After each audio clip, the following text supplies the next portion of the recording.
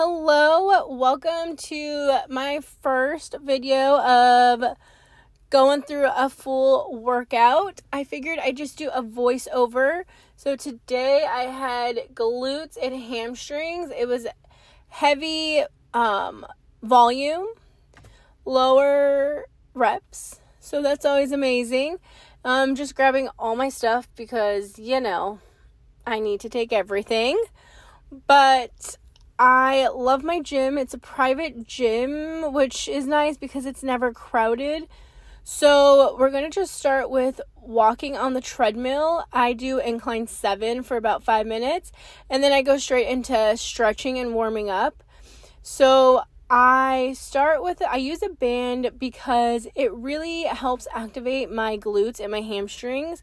So I'm very quad dominant and pretty hamstring dominant actually as well. My glutes, I'm not too dominant in, so I really try to do a lot of things to activate those and fire up the glute muscles before I start a glute day, so my quads and hamstrings do not take over. So I do some standing fire hydrants. This really helps activate, for me, the upper outer glute, which is what I really need.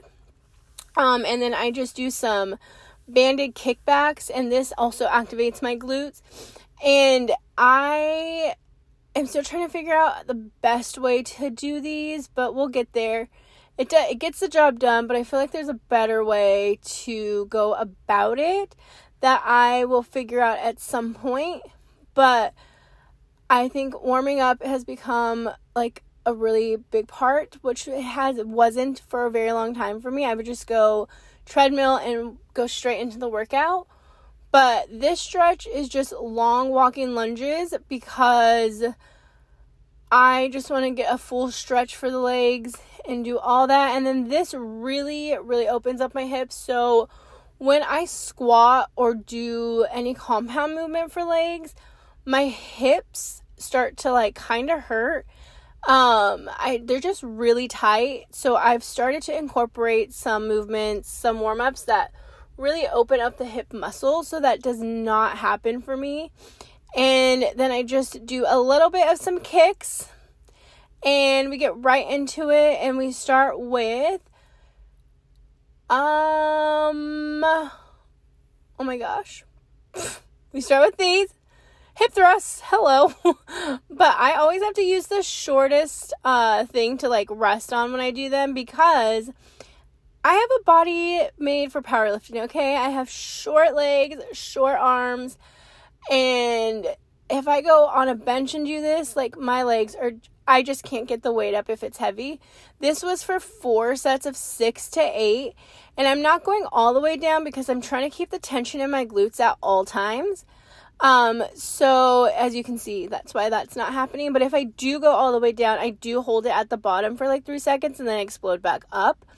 And next movement we had were walking lunges, and I'm trying to go a little longer in the movement of the walking lunges, take bigger steps. That way it activates my glutes and hamstrings more than if I were to take shorter steps, which would activate my quads a lot. So that's what I'm doing here, and I just had 10-pound weights. And this was superset with step-ups. And for step-ups, I hinge forward and try to take a bigger step back when I am coming down, because that really helps activate my hamstring more. But I'm still trying to also come down like a lady and come down very soft, which I'm not there yet. I come down pretty hard after each step. So I really try to focus on that during this movement, but I could tell, as you could see, I'm just kind of plopping down, but it's going to take time. I'll get there. And then I'm also trying to figure out what hand to hold the weight in while I do this movement as well, because with Bulgarian split squats, I hold it with the leg that's not moving.